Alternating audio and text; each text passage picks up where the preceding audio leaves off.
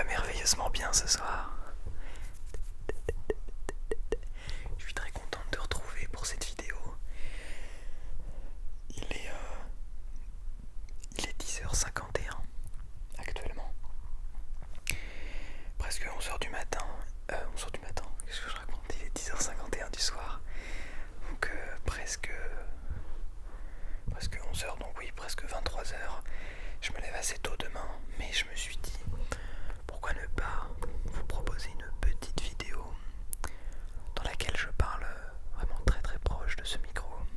C'est une vidéo que j'avais faite il n'y a pas très longtemps et qui m'avait beaucoup plu et qui vous avait beaucoup plu. Ce moment voilà où on se met dans notre lit ensemble. Alors je t'invite à te mettre dans ton lit aussi avec moi. Et puis on va se mettre ensemble. J'appelle ça ASMR chill. Je crois que c'est une bonne idée. J'aime beaucoup le côté, ce côté de s'installer un peu comme on veut. Bon, du coup, il est pas très tard. Du coup, c'est possible qu'il y ait un petit peu de bruit dans la rue. Là, je viens d'entendre quelqu'un crier. Je sais pas si vous avez entendu. Ah là, il y a quelqu'un qui vient de parler. Il vient peut-être pas de crier, mais il vient de parler assez fort dans la rue. Et je l'entends comme si... Ah, voilà, il est en train de crier. Bon, je l'entends comme si j'étais à côté. Hein. Bon, voilà. On peut pas tout avoir dans la vie. Mais je voulais quand même profiter de ce moment parce que... voilà, je sais que... Ok, super, c'est mon ventre, tout va bien. Tout va bien, vous inquiétez pas. C'est vrai que on a beaucoup de tendance à se plaindre, voilà, à chercher tout ce qui va, tout ce qui ne va pas, surtout tout ce qui ne va pas. On regarde, en fait, on voit beaucoup les choses d'une manière très grise et je voulais un petit peu discuter de ça avec vous, de comprendre pourquoi est-ce qu'on voit ces choses, qu'on voit en fait le monde d'une manière vraiment fade, triste, presque, c'est-à-dire que comme si tout était pesant et vraiment, je sais pas comment expliquer. Mais enfin, c'est vraiment un sentiment qui est malheureusement beaucoup partagé, et je pense notamment à la France. C'est pas le seul endroit, mais c'est un des endroits où ce sentiment est beaucoup partagé. Vous allez me dire ce que vous en pensez, mais on se sent tous et toutes presque régulièrement tristes quand même. J'ai vraiment cette sensation-là autour de moi. Alors ça dépend, pas tout le monde, mais voilà, c'est une sensation globale de personnes qui aiment se plaindre. Et en fait, je le fais assez régulièrement dans ces vidéos et je crois que c'est important de le faire et qu'il faut le faire encore plus, de se rendre compte, de mettre un petit peu de lumière là-dedans. Vous voyez ce que je veux dire? C'est-à-dire, si vous voyez pas ce que je veux dire, je vais développer. C'est-à-dire un petit peu mettre au centre la lumière, les moments de joie, ce qui finalement rend notre vie pas si fade qu'on le pense. On a tous et toutes une vie. Vous aussi, vous avez une vie incroyable, impressionnant, n'est-ce pas? Le développement, la réflexion de mes vidéos, impressionnant. On a tout ça, hein. Une vie avec un but, un objectif. Parfois il est très clair, parfois il est moins clair, mais on a tous quelque chose en tête, et si on n'a rien en tête, c'est là où on peut se sentir perdu. Cependant, bien souvent et bien trop souvent, cet objectif en fait prend beaucoup trop de place dans notre vie et on le définit comme étant la seule et unique chose pour laquelle on peut se retrouver à être heureux ou heureuse. Je sais pas si vous comprenez ce que je veux dire. Je pars un petit peu loin peut-être. Je pars peut-être dans des délires que vous allez pas forcément comprendre. Quoique, je pense que vous êtes suffisamment malin pour le comprendre. Mais voilà, c'est un petit peu des questions que je me pose, en fait, pour vous dire la vérité. Je suis tombé sur une vidéo il y a pas longtemps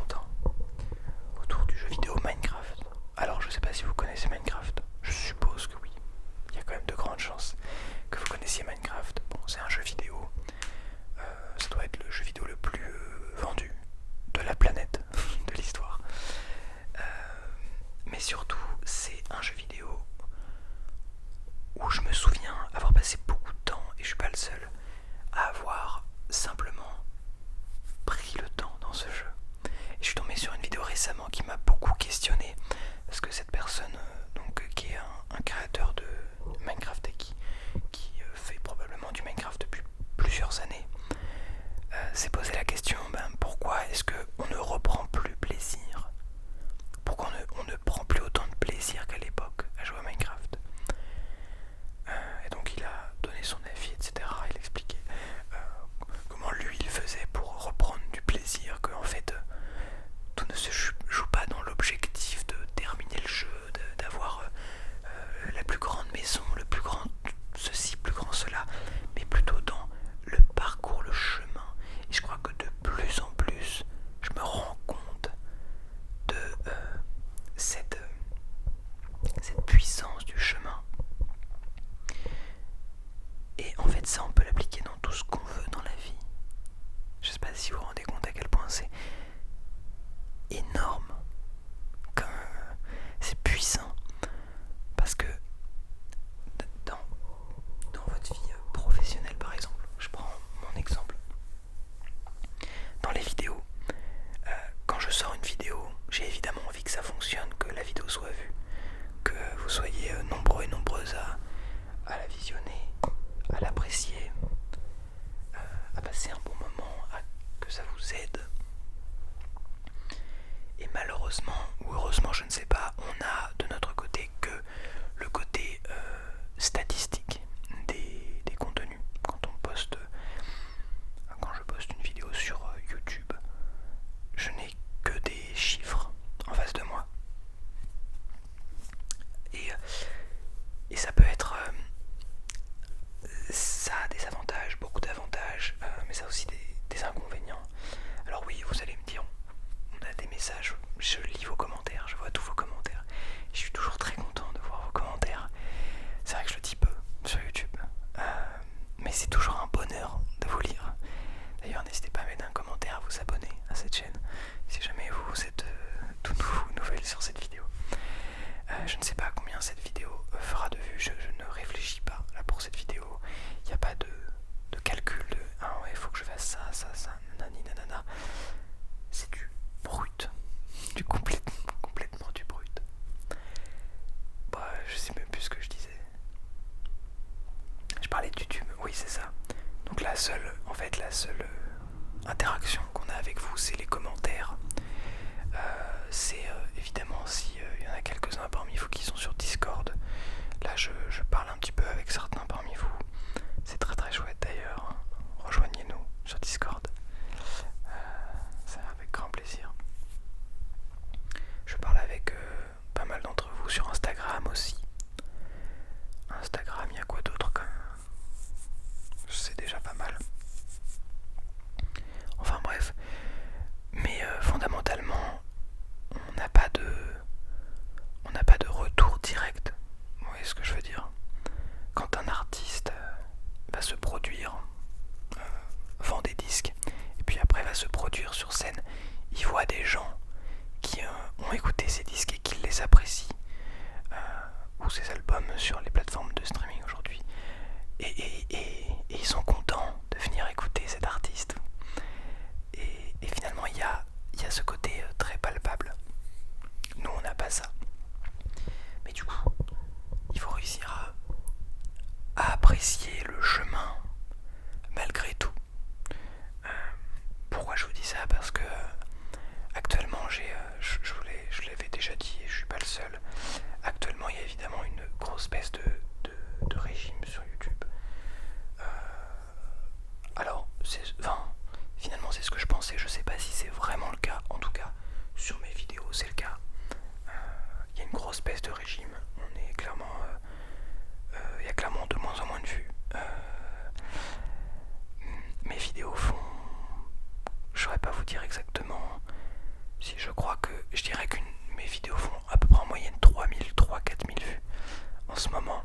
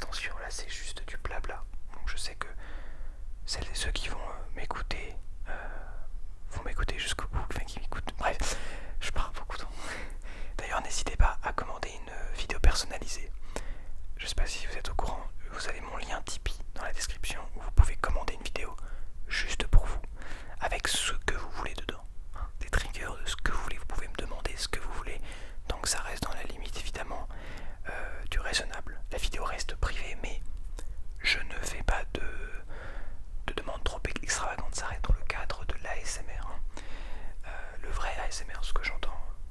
Bref, vous comprenez. C'est aussi en fait pour moi une aide financière non négligeable, vraiment même très importante. Surtout dans des mois en ce moment qui sont financièrement plus compliqués. Mais bref, parenthèse fermée, je vais vous parler de tout ça pour vous dire.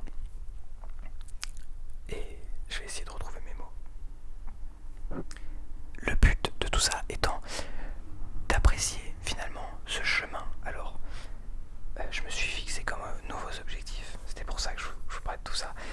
D'essayer de recréer cet engouement autour de ma chaîne. D'abord, moi-même, d'avoir de nouveau envie de créer plein de contenu sur ma chaîne. Parce que je crois que c'est important, c'est même obligatoire en fait. Depuis quelques semaines, j'avoue que j'ai fait pas mal de contenu de manière un peu robotique. C'est-à-dire que je devais poster, donc je postais et je me posais plus la question. Là, c'est vrai que depuis quelques semaines, je commence à vraiment reprendre goût. Dès que j'allume la caméra, c'est pour ressentir ce feeling, cette sensation que vraiment j'apprécie, mais vous pouvez pas savoir à quel point. Et en fait, j'aime faire ça. J'aime faire des vidéos ASMR, j'adore. C'est vraiment un bonheur. Le cadre n'est pas propice, mais j'adore.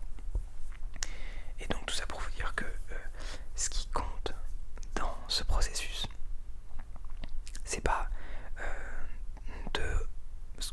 l'objectif va être de faire pour des vidéos classiques dans les 10-15 000 vues, ce serait l'idéal, et d'atteindre dans les concepts qui je sais fonctionnent bien plutôt les 20-30 000 vues, hein, voire plus, comme ce que je faisais à une époque. Mais le but n'étant pas il faut absolument que je l'atteigne le plus vite possible, et je m'en fiche de tout ce côté vous voyez, tout ce processus où je fais des vidéos, ça monte petit à petit, puis il y a d'autres baisses, puis en fait ça remonte un peu plus, puis ça baisse, puis ça remonte beaucoup plus, et puis en fait ça stagne, etc. Tout ça fait que si jamais on ne se dit que il faut absolument que ça fasse tant de vues, et ben en fait on oublie toute la construction derrière. Et je crois que j'ai envie de reconnaître ça, de revivre ça, cette montée. Alors, rien à voir avec le début, ma chaîne n'est plus du tout la même qu'il y a 4 ans. C'était il y a 2021, ouais, ça fait plus de 4 ans maintenant, 4 ans et demi presque. Waouh. Donc ma chaîne n'étant plus la même que celle d'il y a 4 ans et demi, je ne suis plus le même que celui d'il y a 4 ans et demi, comme vous n'êtes plus les mêmes, enfin, vous êtes les mêmes au fond, mais vous avez évidemment grandi, évolué. Et je crois que j'ai envie d'apprécier ce chemin, de revoir, de vous revoir revenir en fait, de revoir les gens qui ont eu l'habitude d'écouter mes vidéos revenir, parce que YouTube leur repropose de nouveau ma chaîne, de voir revenir de nouvelles personnes et de recréer tout ce mouvement. Vous voyez ce que je veux dire, tout le mouvement qu'il y a eu pendant tout le long de l'histoire de cette chaîne, et enfin d'essayer d'aller chercher cette barre symbolique des 100 000 abonnés. J'ai envie d'avoir mon trophée, hein. Vous pouvez pas savoir à quel point ça fait peut-être même 10 ans que je vois des créateurs et des créatrices de contenu avoir ce trophée. Ça fait 10 ans que j'en rêve, et ça va peut-être faire encore 10 ans. Ça va peut-être durer encore 10 ans. Je vois ces créateurs ASMR recevoir leur trophée des 100 000, je suis trop content pour eux. Et j'ai envie d'avoir de marquer ce coup, de marquer cette jointure, entre guillemets, d'avoir une preuve physique de tout le travail accumulé. Parce que c'est vrai qu'on se rend pas forcément compte derrière l'écran. Moi-même je me rends pas compte. D'ailleurs c'est rigolo, enfin je me rends pas compte du travail, mais c'est rigolo parce que j'ai fait des journées assez énormes la semaine dernière notamment, et donc je dis ça à mon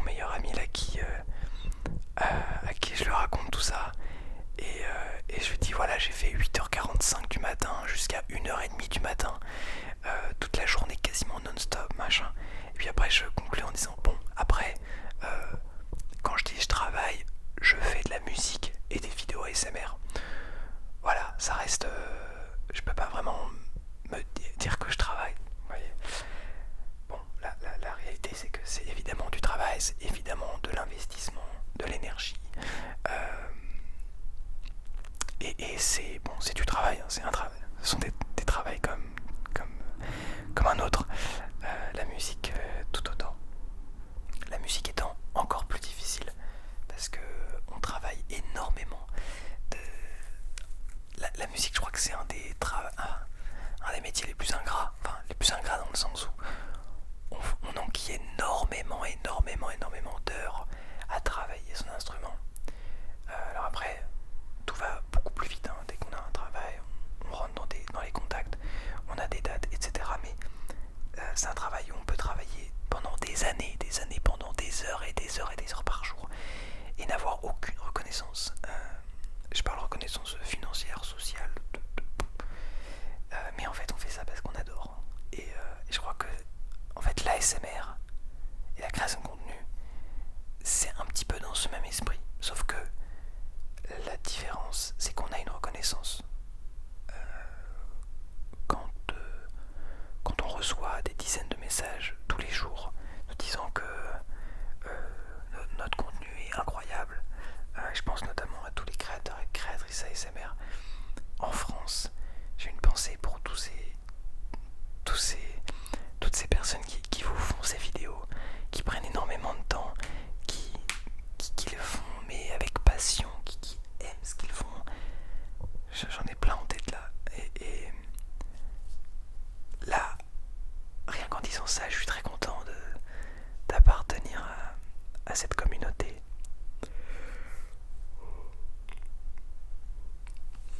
C'est assez beau. C'est assez beau et assez unique, je crois. Parce qu'on vous avoue, en fait, vous êtes des personnes formidables. Je sais que, étant moi-même consommateur d'ASMR, je vois les gens qui sont consommateurs et consommatrices d'ASMR. Ce sont des gens intelligents qui se remettent beaucoup en question. Donc je parle de vous là, si tu te sens visé. C'est des gens qui sont ouverts à plein de choses. Et ça peut être connotation négative, mais ça peut aussi, enfin, pour moi je le vois vraiment d'une manière très positive. Ouvert, curieux, attentif, à l'écoute, avec, comment dire, une certaine ouverture spirituelle. Y a rien de religieux, c'est-à-dire qu'il y a des gens qui sont dans des religions ou pas dans cette communauté, mais surtout ce côté spirituel de l'échange, de l'écoute, de l'ouverture à l'autre, tout cet aspect social en fait. Je parle pas du tout de politique ici, je parle uniquement de ce côté spirituel. Bref, je sais plus pourquoi je disais ça.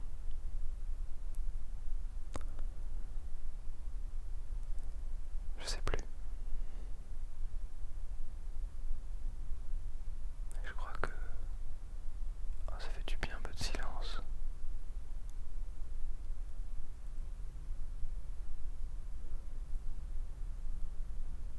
Ouais, je dis ça et tout de suite il y a une voiture qui arrive. Il y a un bruit blanc au fond, mais je sais pas ce que c'est. J'adore. Désolé quand je touche le boîtier, vous entendez un peu. Je parle beaucoup, je parle très vite. Et je laisse pas la place au repos.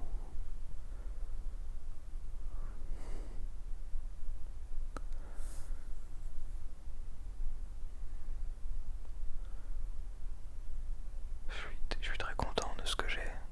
Je vous l'ai déjà dit ou pas? Bon là, les gens qui sont restés jusque là dans la vidéo, vous êtes les vrais. Hein. Ah franchement, chapeau, parce que ça veut dire que vous avez réussi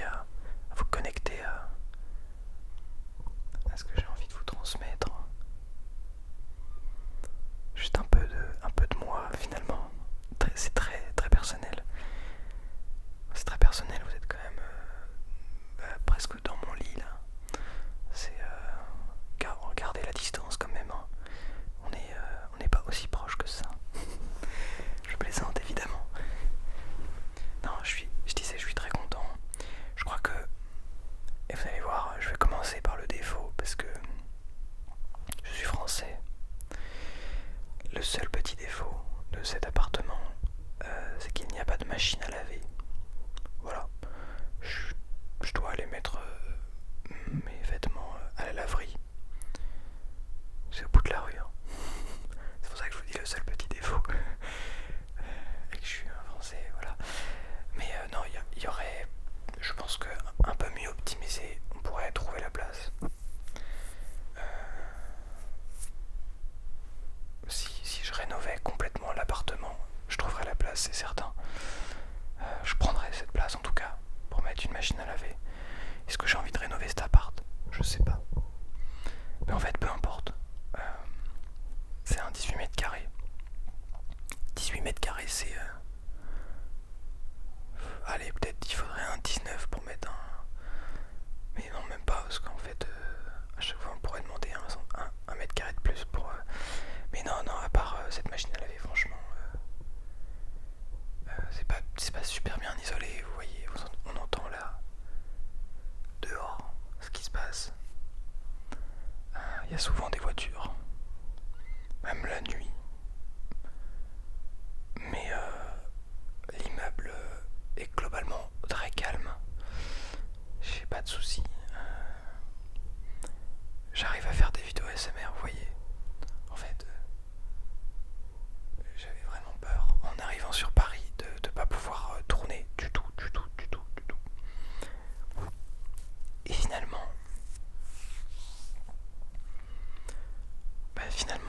en fait, on trouve toujours des solutions. Quand on veut, on peut, quoi. C'est tellement vrai. Cette phrase est tellement vraie. C'était quand même pas gagné. Vous imaginez tourner des vidéos où il faut un cadre calme, reposant. Pour vous, pour moi, pour tout le monde. Dans un environnement où il y a quand même très souvent du bruit. C'était quand même pas gagné. Mais là vous entendez, ça fait 3 minutes qu'il n'y a pas eu de voiture. Et c'est bien. C'est chouette. Moi j'adore. Je peux aussi faire de la musique. Important. Est-ce que je vous ai raconté? Je crois pas. En fait, c'est vraiment une vidéo à cœur ouvert. Je sais pas comment je l'appellerai. Mais je fais de la musique, je fais de l'euphonium et du saxhorn. Vous connaissez peut-être pas. C'est du tuba. En gros, je fais du tuba. Bon, vous voyez, il y a quand même quelques sons de moto. En gros, je fais du tuba. Du petit tuba, on appelle ça. Et c'est un instrument qui fait du bruit, qui résonne beaucoup. Il y a beaucoup d'harmoniques qui vont résonner, les murs, les plafonds, les sols, etc. C'est pas du tout un instrument d'appartement, vraiment pas. Je dois avoir un des pires instruments. Parce qu'à la limite, même la flûte, le son s'absorbe. Un violoncelle quand même. Faut l'amener dans un appart. Mais ouais non, un tuba là vraiment, j'ai frappé fort. Et bon, voilà, du coup je joue le moins possible, mais je joue quand même de temps en temps ici. J'ai vraiment ralenti du coup depuis peu, mais j'essaie vraiment de jouer le moins possible ici maintenant et de travailler ailleurs. Mais malheureusement il y a des fois où j'ai pas le choix quoi, parce qu'il n'y a pas d'autre endroit pour travailler et du coup je travaille ici. Et donc j'avais ma voisine directe, donc celle qui est juste collée à ce mur là. En fait son lit est juste ici, collé à ce mur. Donc là si je toque, si je tape sur le mur, elle va entendre. Donc évidemment je ne ferai pas ça, bien sûr. Mais du coup, quand je joue assez tôt le matin, elle entend. Et donc une fois où je jouais,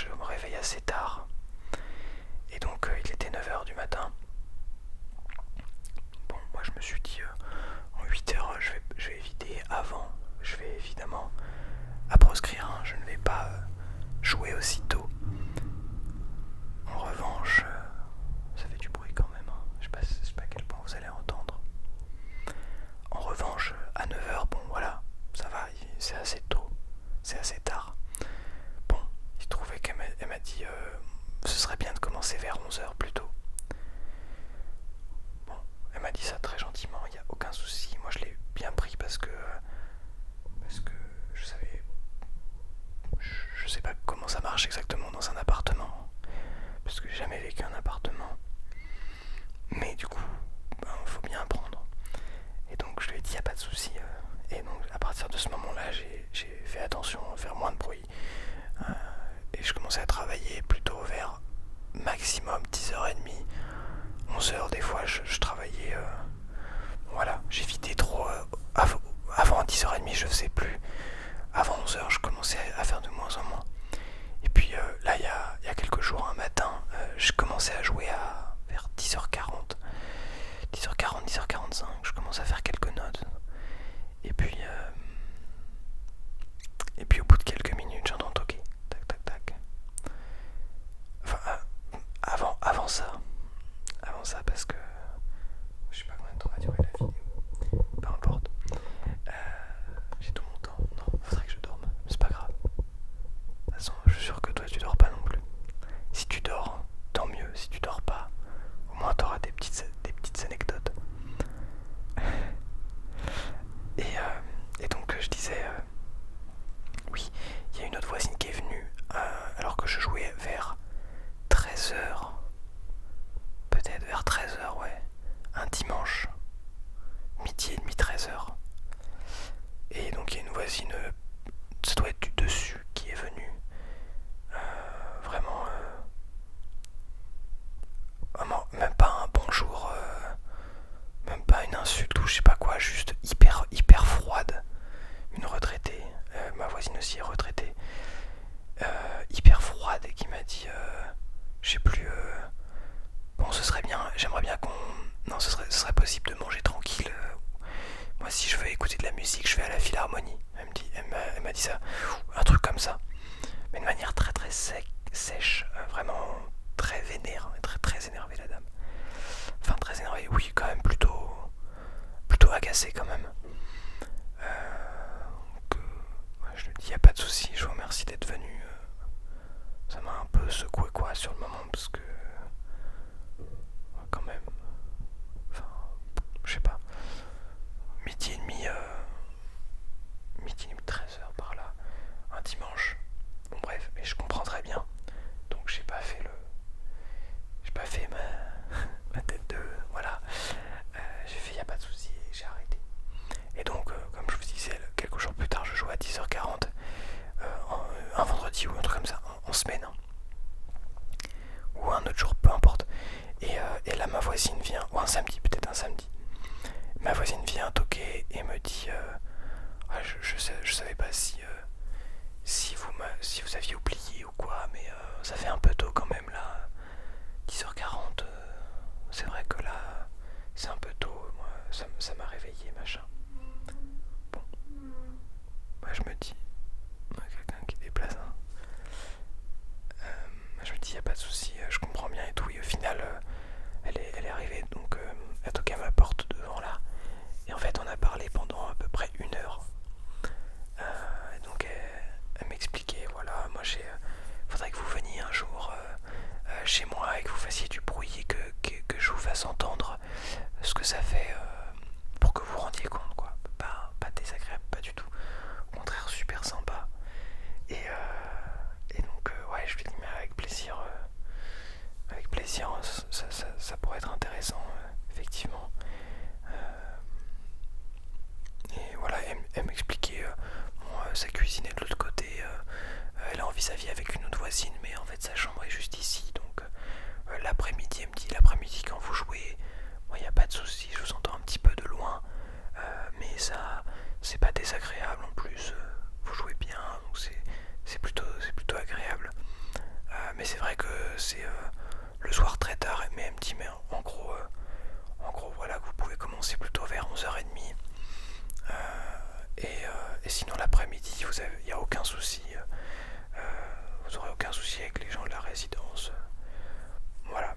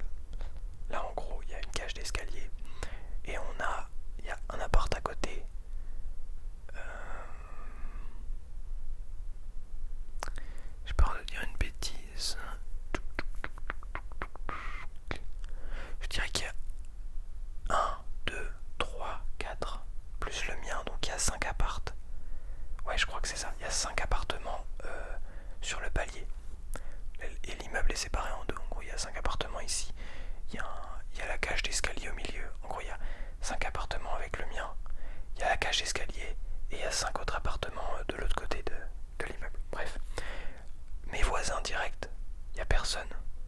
Depuis que je suis là, ça va faire quelques mois maintenant, jamais vu personne, jamais rien entendu.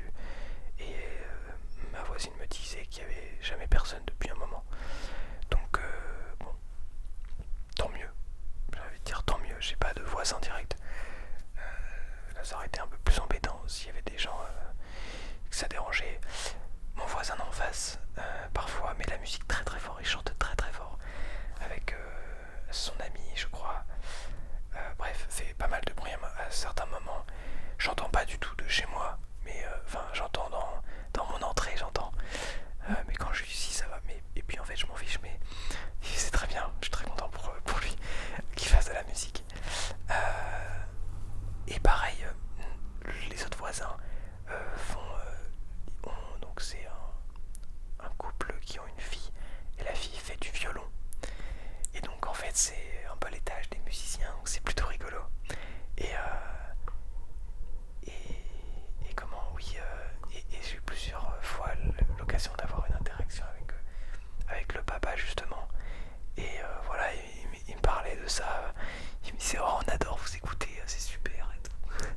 Et je trouvais ça super rigolo parce que moi quand je joue, je travaille, je fais mes gammes, etc. Et, je pense quand même aux voisins, il y a quand même ce côté un petit peu, voilà, tu sais que tu t'es pas tout seul, donc je pense aux voisins. Et des fois, je travaille ma musique, donc forcément, je donne tout ce que j'ai, donc c'est fort, c'est intense, c'est voilà, il y a des passages de musique où je donne, voilà, ce qui est normal. Je suis un peu quand même sur la réserve ici, mais bon, ça arrive. Et donc des fois, je suis content de penser que quand j'arrive à faire des beaux passages de morceaux, des choses jolies, de m'imaginer des gens qui sont là, au-dessus, en dessous, et qui écoutent ça et qui se disent waouh, c'est joli quoi. Et j'ai envie de croire qu'il y a des gens qui sont dans d'autres appartements, dans d'autres appartements dans le même immeuble, j'espère que et qui juste apprécient. D'ailleurs, je savais pas à quel point on entendait ma musique et c'est rigolo. J'ai croisé il y a 2 jours, je crois, ma propriétaire. Il y a 2 jours. Ouais, ça devait être il y a 2 jours. Ouais, c'est ça, ça devait être il y a 2 jours. Ma propriétaire. Bon, je la croise, elle habite ici en fait aussi. Elle n'est pas toujours ici. Bref, peu importe, je vais pas vous raconter la vie des autres, mais je la croise, on rentrait dans l'immeuble. Et à un moment, elle me dit, vous savez, l'autre jour, je rentrais, j'étais quasi, au bout de la rue. Il y a quand même peut-être 200 mètres, 300 mètres.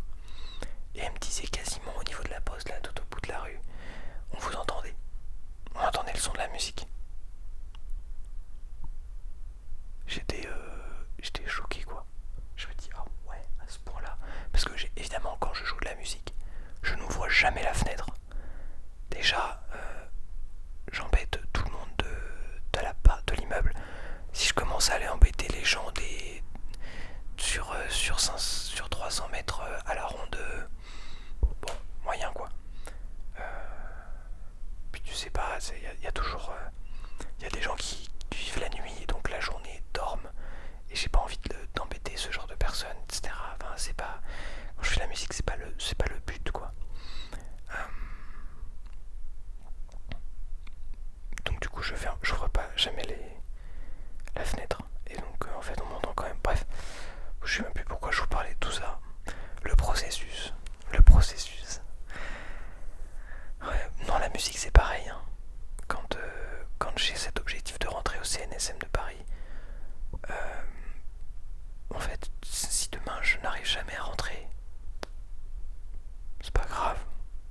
En fait, tout ce que j'apprends là, tous les exercices, tout le travail que je produis, toute l'expérience que j'emmagasine pour devenir musicien professionnel, en fait, peu importe la voie que j'emprunterai, peu importe si je rentre au CNSM de Paris, ce qui est évidemment la voie royale, la meilleure voie possible pour tout musicien en France, franchement, il y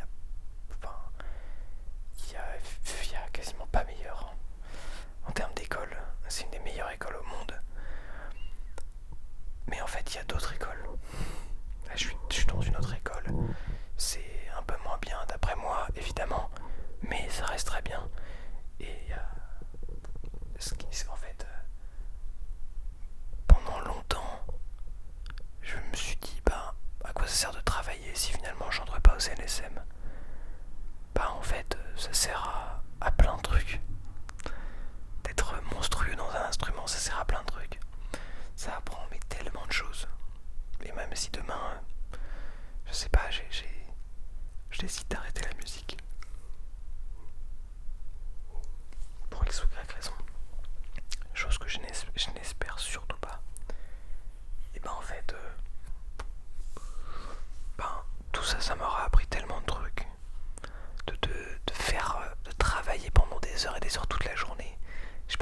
vous est déjà arrivé. Vous enchaînez plusieurs heures de travail le matin, puis vous enchaînez plusieurs heures de travail l'après-midi. Vous faites une pause et puis vous re-enchaînez plusieurs heures d'affilée. J'ai fait des journées, mais je sais plus c'est quoi mon max. Mon max de travail pur à l'instrument. C'est pas ce que je fais tous les jours, je fais même rarement ça pour être honnête. Mais j'ai déjà fait je crois des journées de 7 à 8 heures. Quand je vous dis 7 à 8 heures, c'est pas 7 à 8 heures dans une salle, c'est 7 à 8 heures à travailler son instrument. Ça veut dire 10 heures dans une salle, tout seul, à bosser quoi. Je crois que c'était l'année dernière, j'ai dû faire ça une journée entière de travail avec une amie qui était dans une autre salle. Et donc on s'était dit vas-y, viens aujourd'hui on fait full travail. On fait toute la journée, on bosse. Et je sais plus le midi ou le soir on va se faire une crêperie, un truc comme ça. Et on avait bossé toute la journée, on était allé se faire des petits check-up où tu vois on se jouait un peu ce dont on était en train de travailler à l'autre. À des petits points pour faire une petite pause aussi. Et on avait bossé je crois on était resté 8-9 heures dans les salles, voire 10 même peut-être. Et c'était mais incroyable. Ah j'adore ces journées. Tu fais que travailler. Puis tu rentres le soir.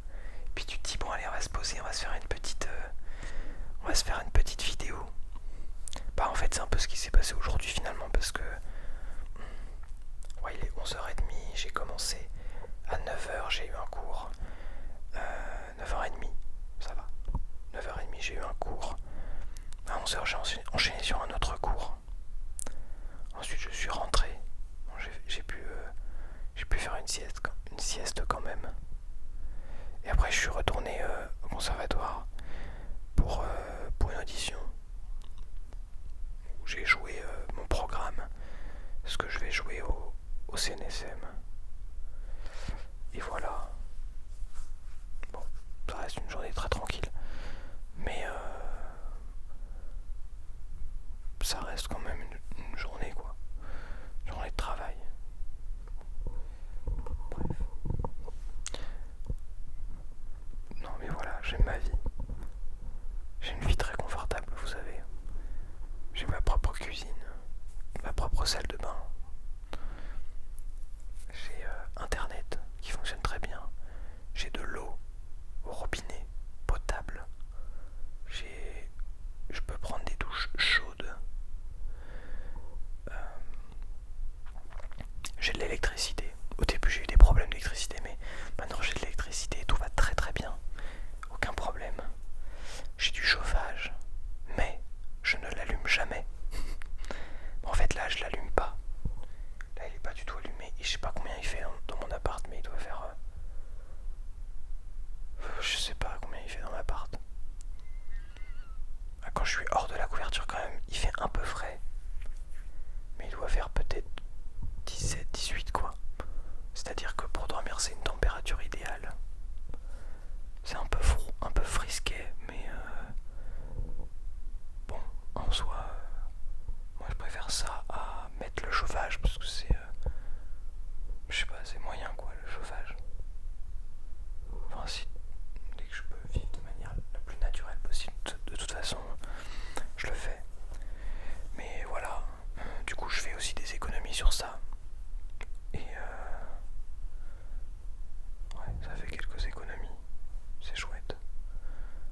Je me fais à manger parce que j'ai une cuisine. J'ai investi dans du matos de cuisine pour faire des bons petits plats. Là je me suis fait des lasagnes. Oh là là, c'est trop bon. Et j'ai une part à emmener demain au travail. Enfin, voilà, bon je vous raconte ma life, mais voilà, ça pour vous dire que je manque absolument de rien. J'ai un lit très confortable. Je sais pas quoi d'autre est un signe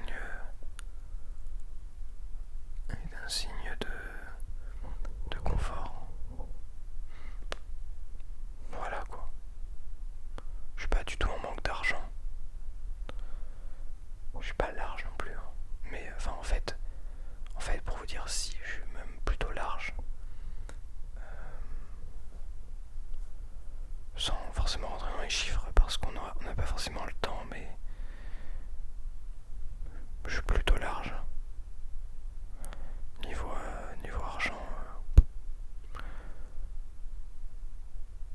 je fais des mois où je suis autour du SMIC, quoi. Mais je fais pas des mois de fou furieux. Mais en fait, comme j'ai la chance d'avoir des aides, un petit peu d'aide de mes parents, et que j'ai l'ASMR plus mon travail